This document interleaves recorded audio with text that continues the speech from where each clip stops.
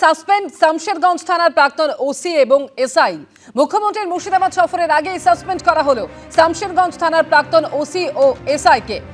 OC ও এসআইকে suspend করেন Jogipur police জেলার police super. এ সম্পর্কে বিস্তারিত জানবো, রাজীব চৌধুরী রয়েছেন টেলিফোন লাইনে। রাজীব, কি খবর রয়েছে? শামশেরগঞ্জ থানার তৎকালীন যিনি ওসি ছিলেন শিবপ্রসাদ ঘোষ এবং ওই শামশেরগঞ্জ থানার একজন এসআই মোহাম্মদ জামাল উদ্দিন আহমেদকে গতকাল জঙ্গিপুর পুলিশ জেলার পুলিশ সুপার তিনি সাসপেন্ড করেছেন।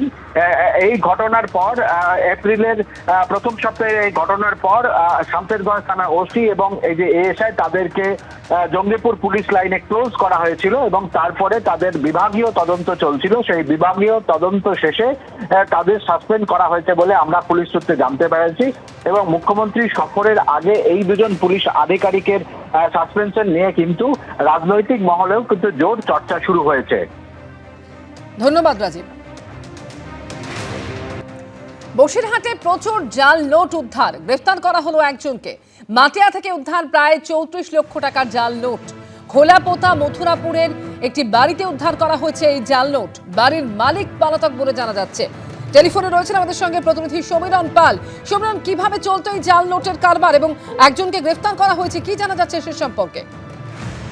অমিতা, গতকাল রাত্রে গোপন সূত্রে খবর পেয়ে বসিরহাট পুলিশ জেলার স্পেশাল অপারেশন গ্রুপ এবং মাটিয়া থানা যৌথভাবে তল্লাশি চালায় এবং মাটিয়া থানার মথুরাপুর এলাকার একটি বাড়িতে তল্লাশি চালিয়ে প্রায় 34 লক্ষ টাকার জাল নোট উদ্ধার করে।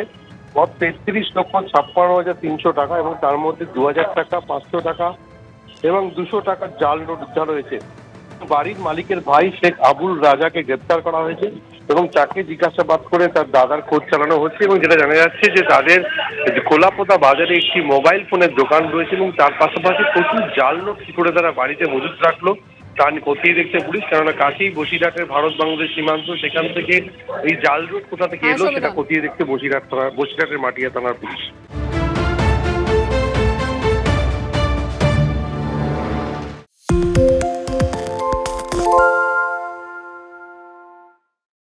সত্য অন্তহীন, সত্যের খোঁজও তাই, সত্য সন্ধানে তাই আমরা অক্লান্ত, অকুতভয়। এবিপি আনন্দ নতুন ভাবনার প্রতীক, যা মনে মুক্ত, তথ্যে যুক্ত এবং যাবতীয় সীমানার বাঁধন থেকে মুক্ত।